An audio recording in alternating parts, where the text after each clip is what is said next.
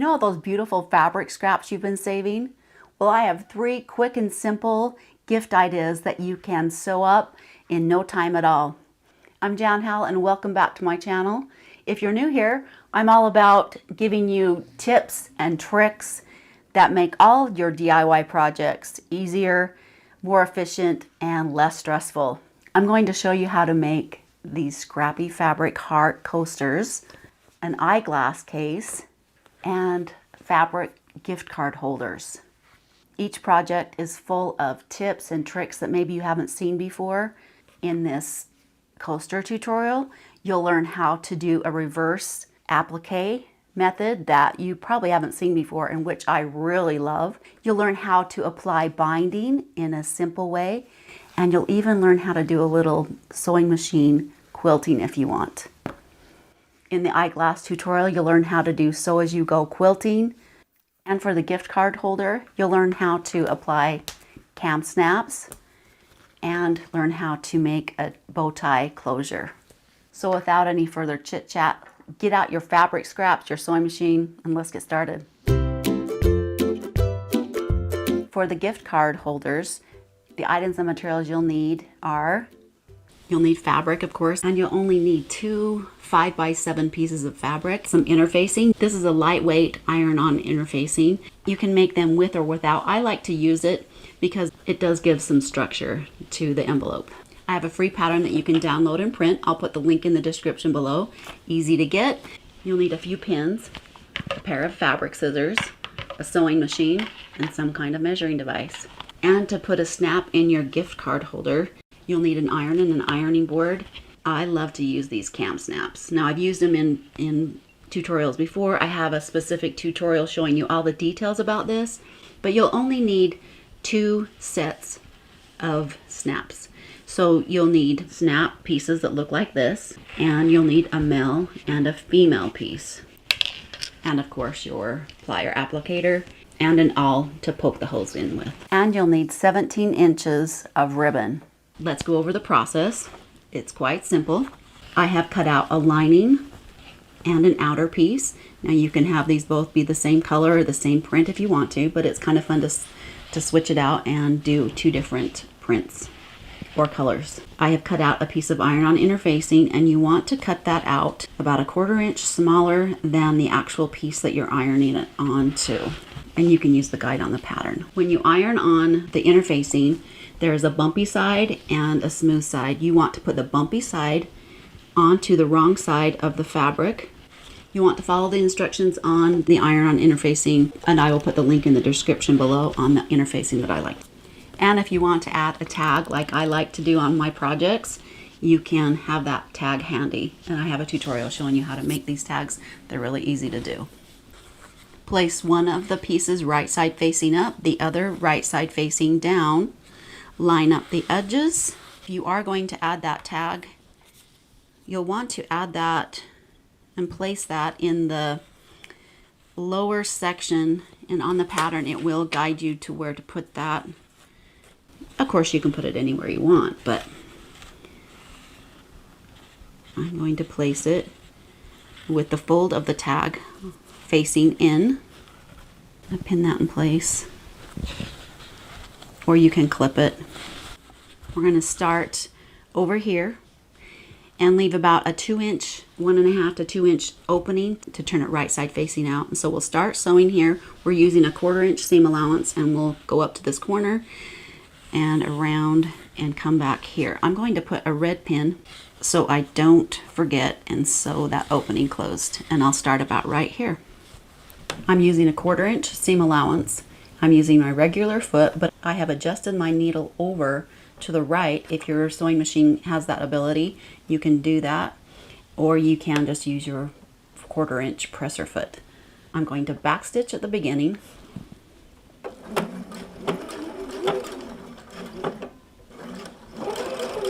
Sew up to that corner point, about 1/4 inch from the edge, lift up my presser foot, put my presser foot back down, and continue to sew around.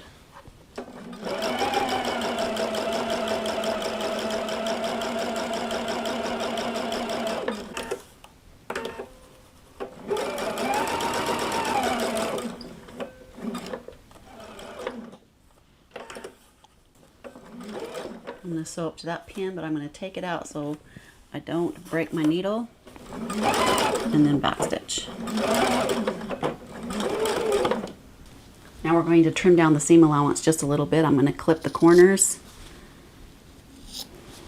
and take off just a little bit of that edge in the corner. That will just reduce the bulk a bit.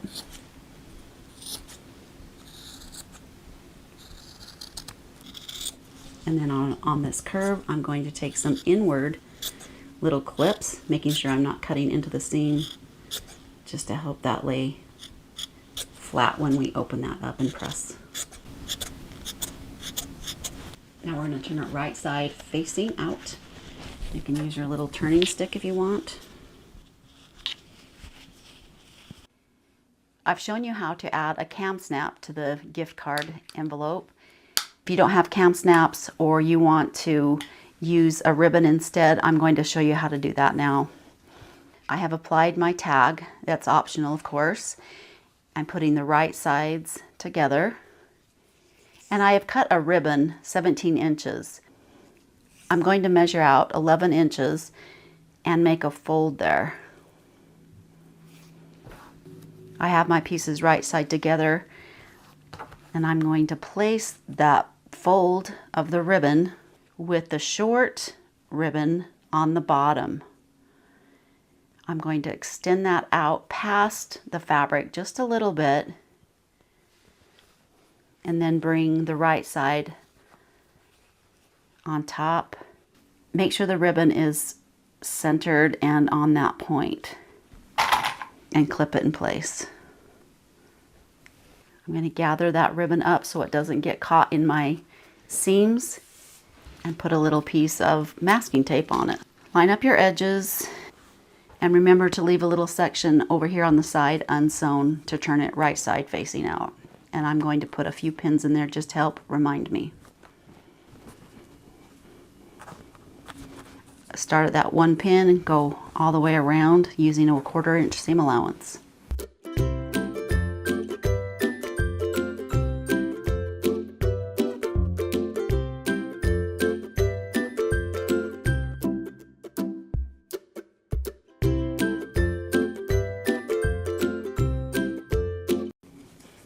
Take that longer ribbon, wrap it around, and tie a bow. So with a snap or a bow. For the eyeglass case, the materials and items that you'll need are, of course, you'll need your sewing machine. You'll need your fabric. You can use solid pieces like this or prints, or you can use a bunch of scraps sewn together, and I'll show you how to do that. I love using a rotary cutter to cut the strips with. You can use scissors if you don't have a rotary cutter, but I really do love my rotary cutter and mat. A pair of fabric scissors. I love using these fabric clips, or you can use straight pins as well. Some kind of writing device, a pen or a pencil will work just fine. A turning stick or a point turner, a universal needle.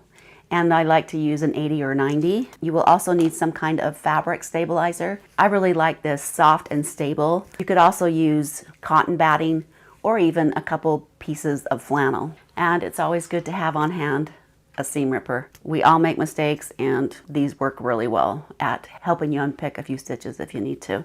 And you'll need an iron and ironing board. If you are going to do this pieced method, of course you can make these strips as big as you want. This particular look, you'll need to cut them at least 7.5 inches by 1 inch. And I have cut a bunch of just random colors. Now let me show you how to use the Quilt As You Go method using little fabric strips. So I have cut a lining piece 7 by 9.5 inches, and we'll be sewing the strips to the foam. So first thing, the foam that we use to sew on the strips with, we're going to cut it 7.5 by 8. That just gives you a little bit of leeway when we're using all those seams. It kind of shrinks the foam and the stabilizer, and so you don't get that full 7.5. We'll cut that down to the 7 by 7.5 when we're finished. We are sewing this as you go. Sometimes, especially with this many strips of fabric, It's easy to get off course, and by the end, sometimes you're slightly off on an angle. So what I like to do is to take a pen or a pencil. That's the length and this is the width. So what we're going to do is start with that 7.5 inch edge as the top. All right, I'm going to mark my lines just to keep it straight. Not necessarily that's where I'm going to sew. I want to have kind of an idea of where I am when I'm working, so it keeps me on course. I'll do one there, and maybe one just here. And for this size, you'll need 15. So choose a print to start with, and you can cut them off as you go.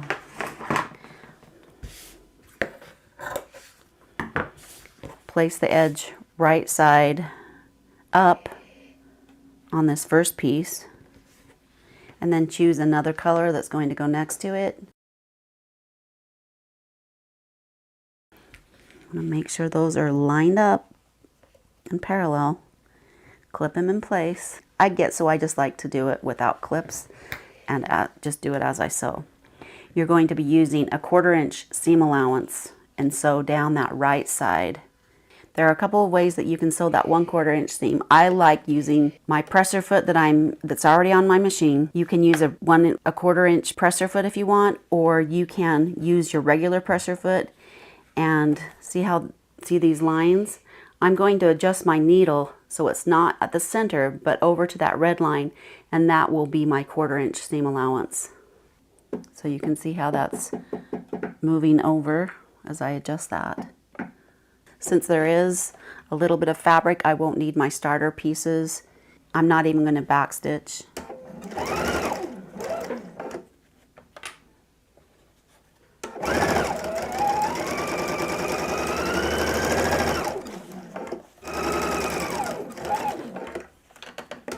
If you want to plan this out and put them in a special order, you can line them up and then set them on your lap in the order that you want. I am just going to today be random and sew it together. So I brought my scraps to either on my leg in order or just at the side of my machine. I like to just finger press, get that open and run my finger down.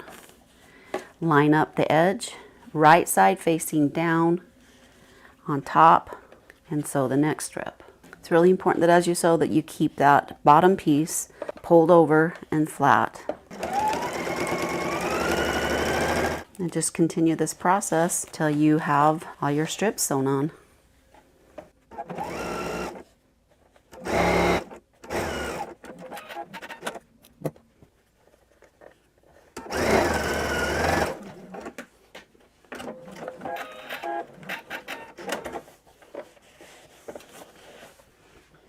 Okay, so there's my strip panel. Let's go cut it down to size. We need to cut it down to that outer fabric size, which is 7 by 7.5. See how much that shrunk down. Let's line up the bottom and get a square edge here. So we need 7 by 7.5. You can kind of eyeball it where you want that 7.5 to be. Make sure that you're getting on that one. I kind of snuck that little piece in, but it's going to work just fine. So I'll put that on the edge, and then I'll still get that 7.5. I really like this retractable blade cutter, then I'm safe. Because sometimes when I'm in a hurry or you want to just throw that blade down, and it can be very sharp.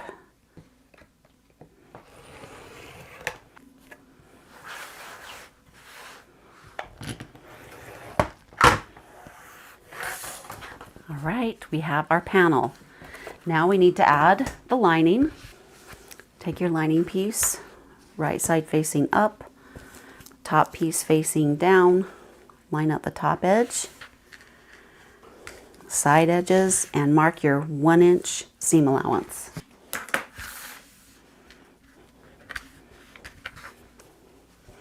I've made that seam. I need to press that open, fold it over, line up the bottom edges, Looking good. Now we're going to open that up again. Grab your tag if you want to add one. I'm going to decide where I want to put that and then baste it in place. And it really is worth that extra effort to do that. Hold it over lengthwise, line up the binding edges, clip it in place.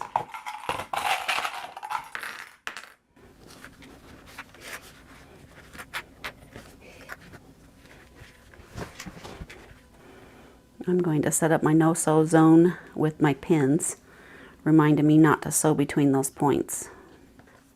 Start at this folded edge, sew down, back stitch, sew down, and to the corner. Make sure that that is open and flat. My starter scrap piece.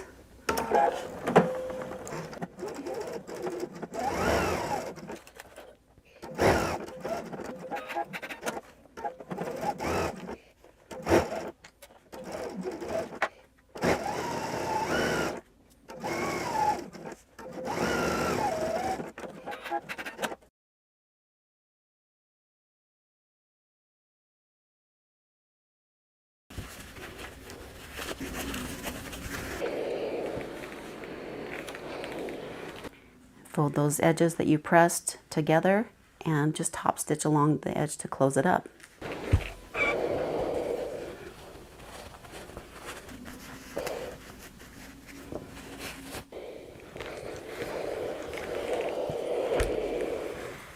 Super cute, don't you think?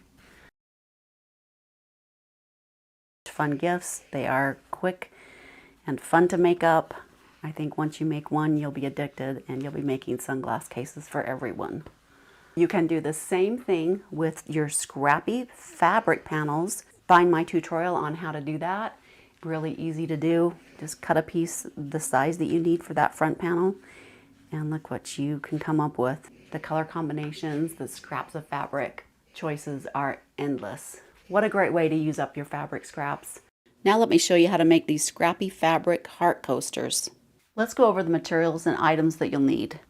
You'll need a piece of fabric for the back of the coaster, and you'll need to cut that out to 5.5 by 5.5 inches. You'll need 2 pieces of cotton batting, or you can use fusible fleece, which I have here. You'll need 2 of those. And you'll also need 2 of the applique outer pieces. I love to use upcycled jeans when I can. It just gives a fun look to whatever you're making, like I have with this purse and with this coaster. You can also make this outer piece with just another print if you want. And you'll need to cut those 5.5 by 5.5 as well. Now for the heart shape that will be placed behind the cutout, you will need either another print, just a plain print like this, or you can use up your scraps, which I love to do. And for this project, I'm going to use one of these Scrappy fabric panels that I have made, and I have a tutorial showing you how to make these. And you'll need your shape cut out. For this heart, it's a little bit smaller than I've used here. I'm just going to use a cookie cutter, which comes in real handy because I can see where exactly I want to cut out and use that Scrappy fabric. I'll put the link in the description below for that tutorial. You'll need your sewing machine, an ironing board, and a binding strip. Cut at least 26 inches by 2.25 inches. You can use bias tape if you want, but since we are sewing it on straight edges, it doesn't need to be cut on the bias. You'll also need a pair of fabric scissors, a rotary cutter, and ruler and mat if you have one, some pins, or fabric clips. The first thing that you'll do is trace your shape, and I'm going to do that on the wrong side of the fabric.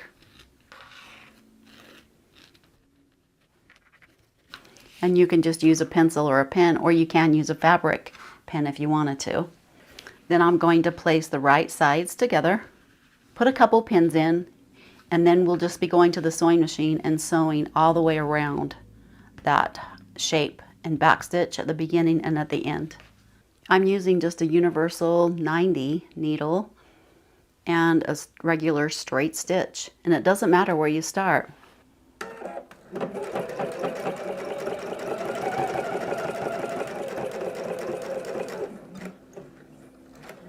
When you get to a point, just leave your needle down, lift up the presser foot and pivot it, and continue sewing.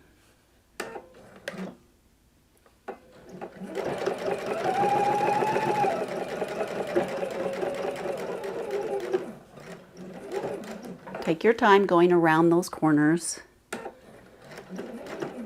And if you need to, you can lift up the presser foot while the needle's down and pivot slightly if you need to.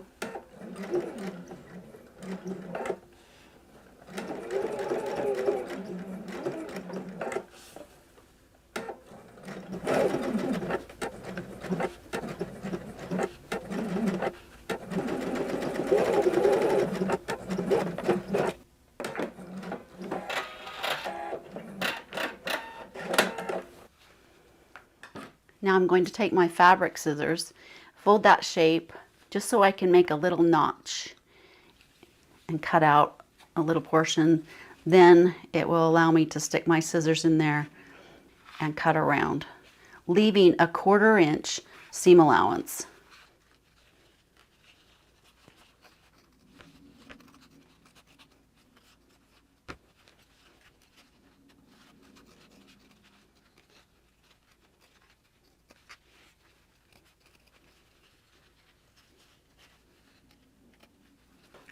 We're going to clip the curves so that we can turn it right side facing out. And I love these little snip scissors. They have a very sharp point and very sharp blade. I'm going to finish snipping around those curves.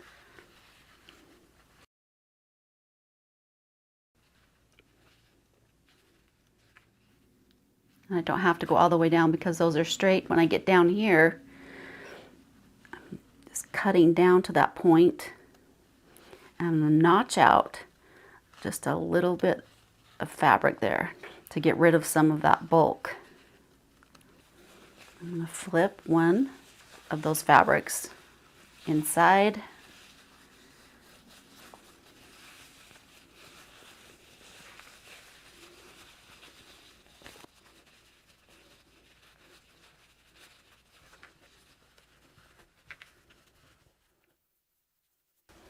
And you'll need a turning stick or maybe even the point of the scissors to get that heart point out. I'm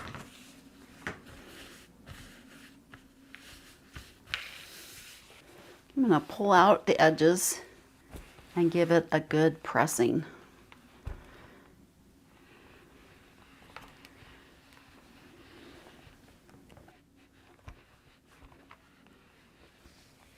See the nice clean edge that has? Love it. Now it's time to choose what you're going to put behind the heart. You can use, like I said, a plain piece of fabric that would look like this. See, isn't that cute just like that? Or you can use a piece of your Scrappy fabric panel. And since I am using the polka dot on the back, I thought it would be fun to incorporate that in the heart. What I like about using the cookie cutter is you can sit and move it around and see where you want to apply that. Or you can, of course, just take your outer applique and decide. Now there's so many options. So we're not actually going to be cutting the heart out. We want to leave a little bit of the panel so that we can top stitch around, and then we'll cut out the seam allowance. So this is a heat activated pen for fabric that when you heat it up or press it, it will disappear. So I'm going to trace around that heart just to give me an idea of where I can cut. No worries, that will erase when I press it. And even though I can't see the whole thing, that's going to give me an idea of where I need to cut it. I mean, you could even just fold that down and cut it. Don't have to make it real complicated.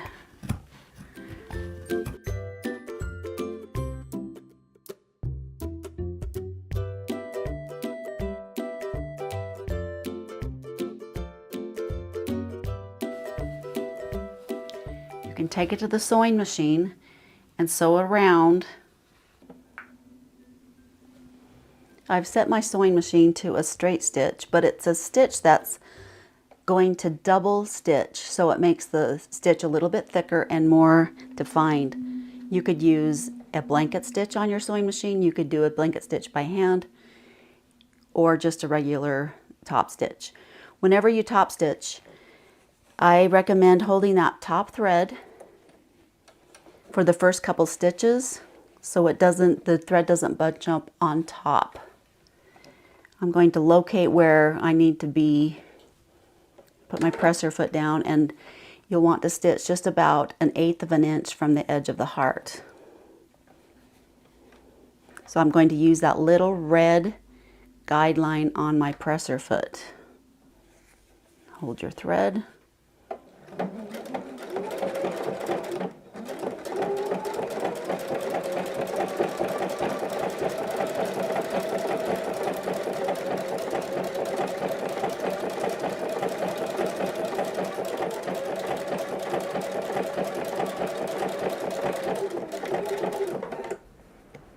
Take your time around the corners.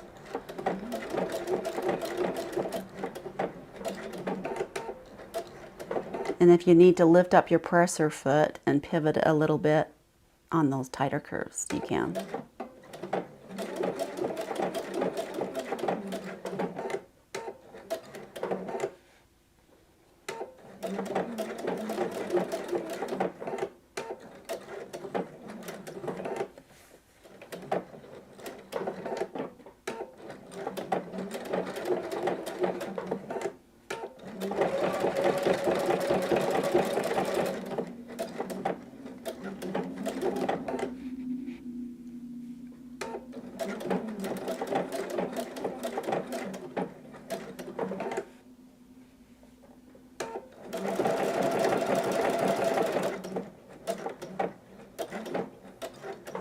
So I think that turned out pretty cute. The next thing you'll do is flip it over.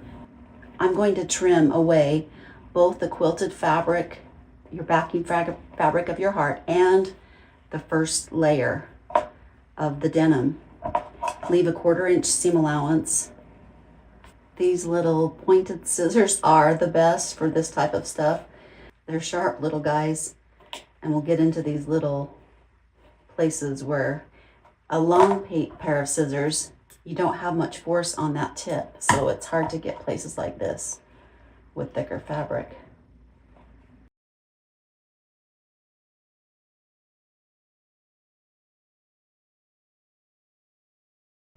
That will just get rid of some of the bulk on the final piece. Now we're going to apply the batting or the fusible fleece to the back of the front and to the back of your backing fabric. Now on the fusible fleece, there's a bumpy side that has the glue on it, and that's the one you want to place down onto the back side of the backing fabric.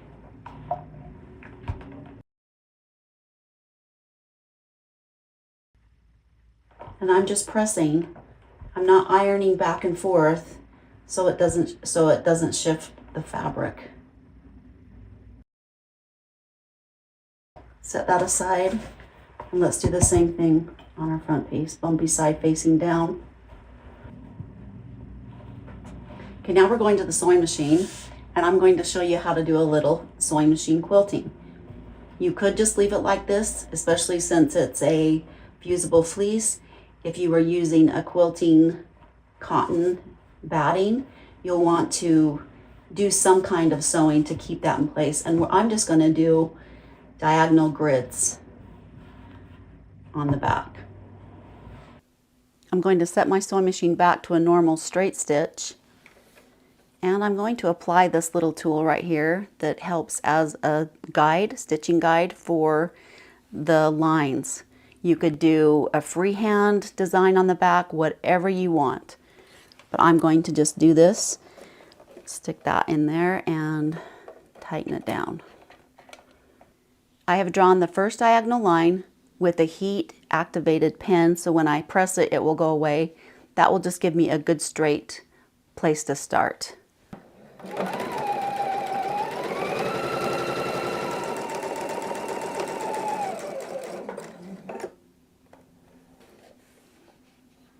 going to put my presser foot down along the edge of the seam guide on the last row of stitching.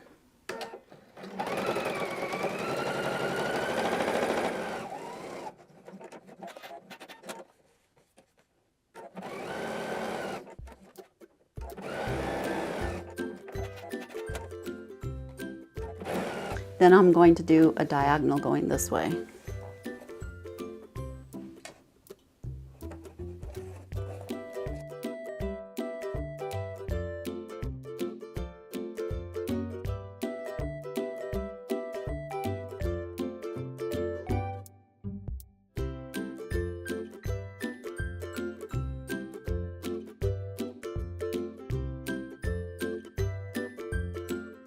Now it's time to apply your binding.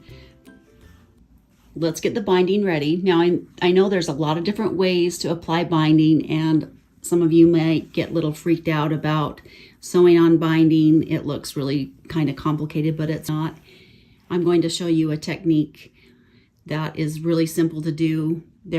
It's one of my favorites, and it just makes things a lot easier. I don't always use this technique, but for projects like this, I think it's great. Now I've cut my binding a little bit bigger than 2 1/4 inches. Sometimes I'll go a full 2 1/2 inches. If you're new to binding, I would recommend cutting your strip 2 1/2 inches. I'm going to cut this off at a 45-degree angle. You can guess it, but since I have a cutter that has the 45-degree angle on it, I'm going to go ahead and just use that. So I'm going to place the corner of, so make sure that the wrong side is facing up.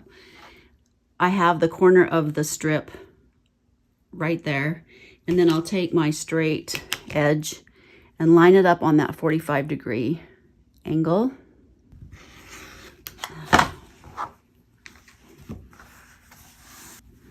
Once that is cut, take the point and fold it up so this edge isn't aligned with the left side, and I'm going to give it a good press.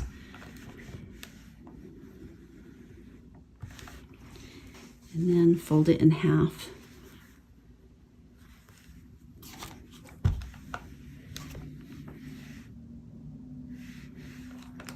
I'm going to press it in half the whole way down. It just seems to make managing it a lot easier when you're putting it on.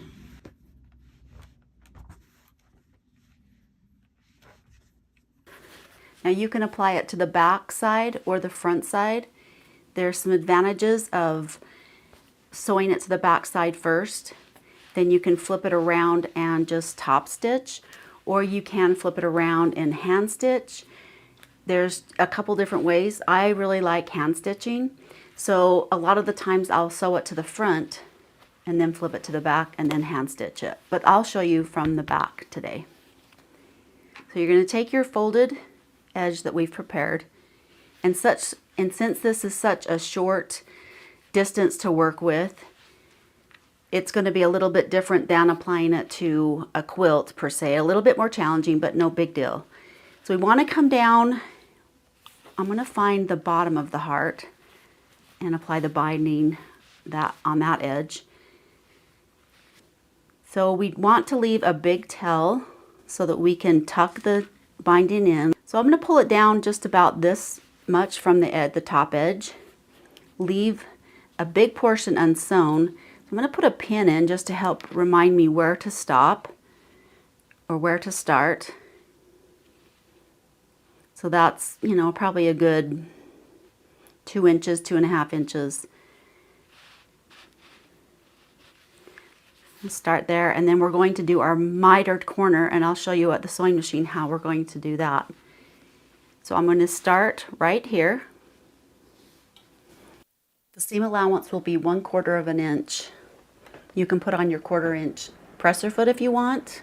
Or you can move your needle over to the right, which I might do, so then I can use the edge of my presser foot as my seam gauge. Move my needle to the right to the 1/4 inch place on my presser foot. You'll want to backstitch.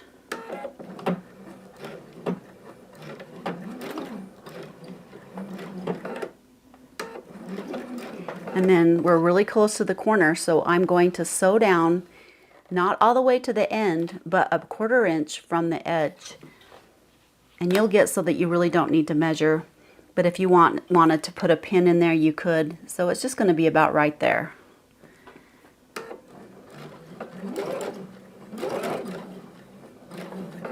Leave your needle down, lift up the presser foot and pivot it so you can sew off at a 45-degree angle right to the point.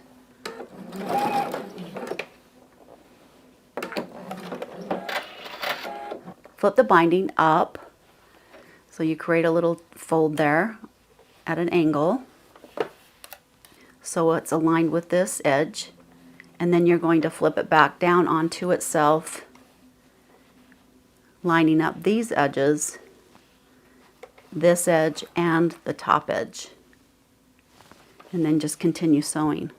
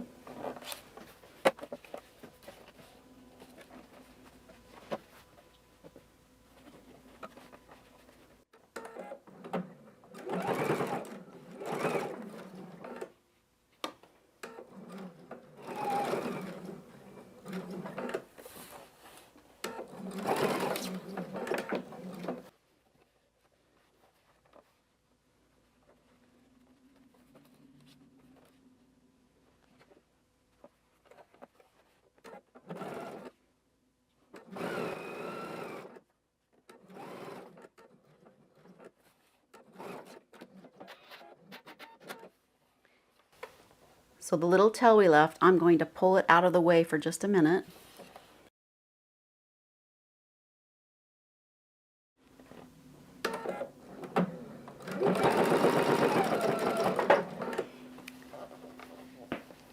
And see how that overlaps? I'm going to let it overlap about 2 inches, and then I'm going to cut it off at an angle going upward. I'm going to take it away from the machine for a minute so I can make that cut.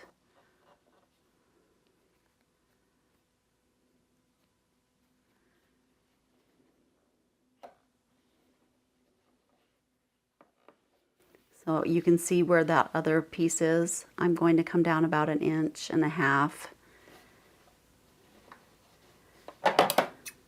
and then angle that up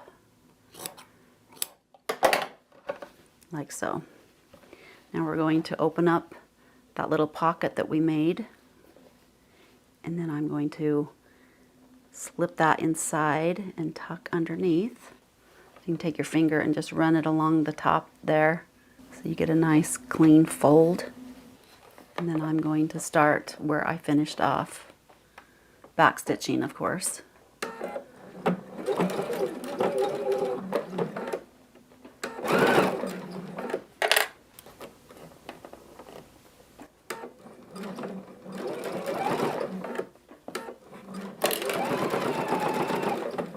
Pull that little flap down out of the way, and that's where we started, and that's where we'll end.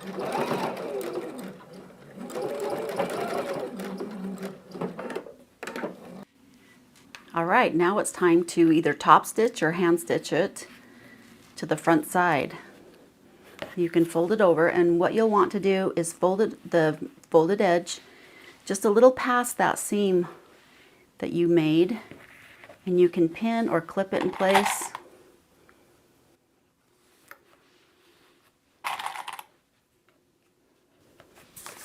And how the mitered corners go, fold that all the way up like that to the end and then fold the other edge over. And that should give you a beautiful mitered corner right there.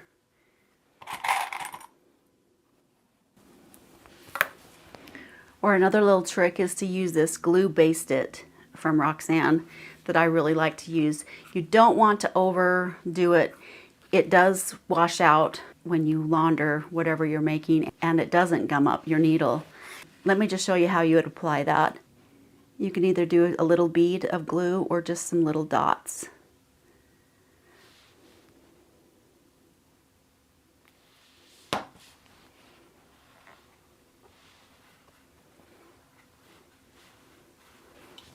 And you take your iron and that sets it.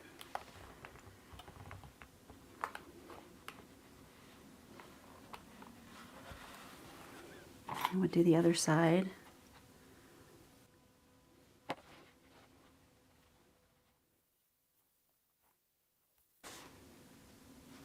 That's why I love this little mini iron. It has that sharp point there. And that'll just keep it in place until you get it to the sewing machine, or you can hand stitch it. This definitely won't hold permanently. So now we're ready to top stitch or hand stitch it. For those of you who like to hand sew the binding, which I love, it's almost one of my favorite parts of the project when I'm making a quilt. It's just relaxing to me. So I've threaded a needle and knotted the end. Take your needle and stick it underneath the binding and bring the point of the needle out in the fold of the binding and tuck your knot inside there. Then you're going to take a stitch in your coaster, just a little stitch right at the edge, and then go directly across to the binding, and another little stitch in the binding in the fold, and then another stitch. So you just go back and forth. And I don't go through all layers. Sometimes people will go through all layers just for that look. And then when you get to the corner, you'll want to poke the needle right in the corner of that miter edge. Another little stitch in the denim.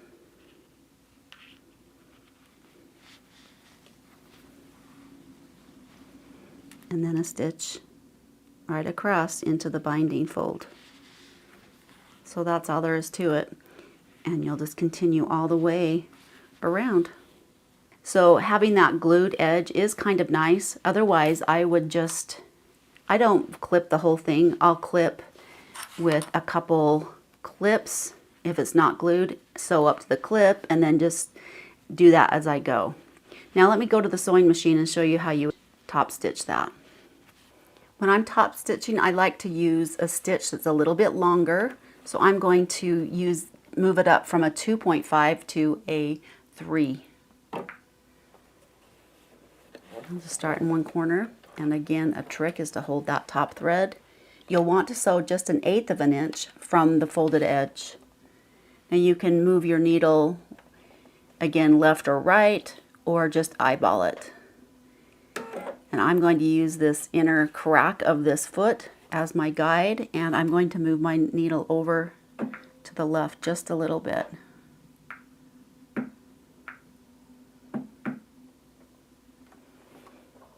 Hold the thread for the first couple stitches, back stitch,